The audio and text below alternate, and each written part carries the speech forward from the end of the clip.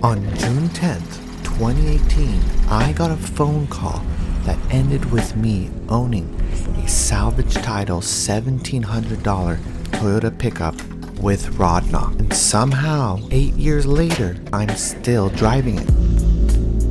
See my face when I slide through every place I will find you.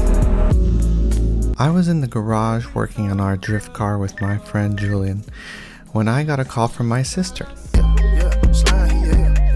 I pick up and she goes, "Hey bro, I just bought this cool truck and it's making like a weird sound. Could you come take a look at it?" And in that moment, I had a few options.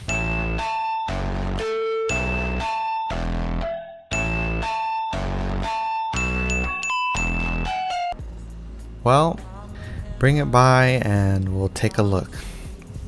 And that's really all I could do for her. So she shows up with this truck that she found on Craigslist about 100 miles away in the high desert. She paid $1,700 for it. It was salvage title with unknown mileage, and somehow she drove it over 2 hours back home.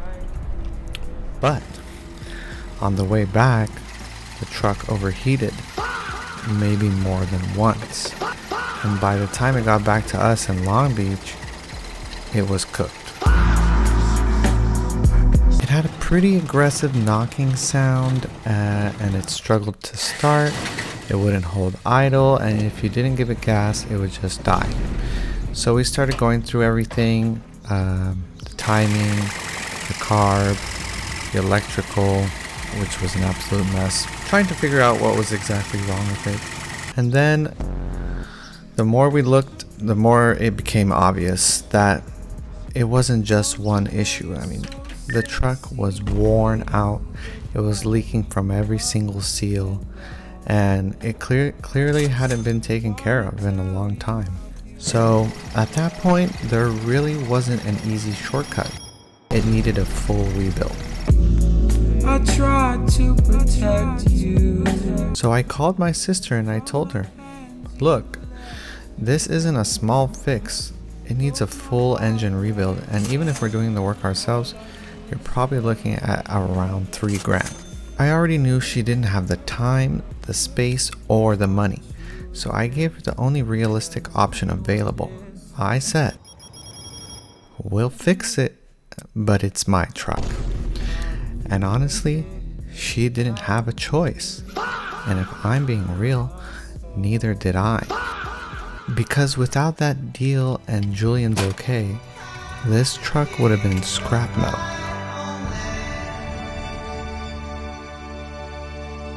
So about a week later, we had already had the engine and transmission pulled.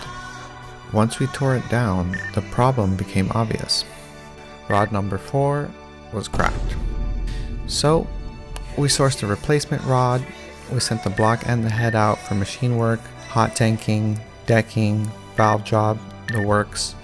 And once we got it back, we started putting everything back together, and by early August, we had the engine back in the truck.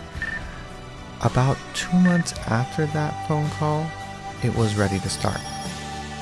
And somehow, it fired right up. Come this way.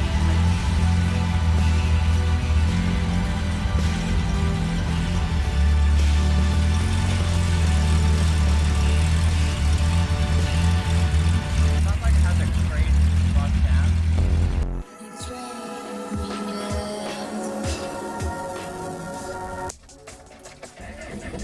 Since then, I've slowly been working on it, making it a little bit better. From the outside, it pretty much still looks the same, but once you start paying attention to the details, it's clearly different.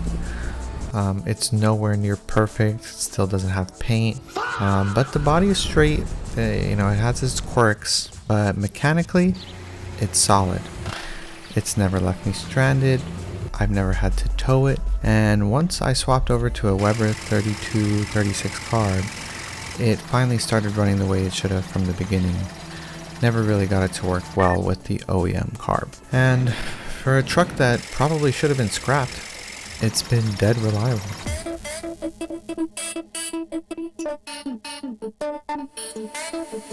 And that's really the thing about this truck.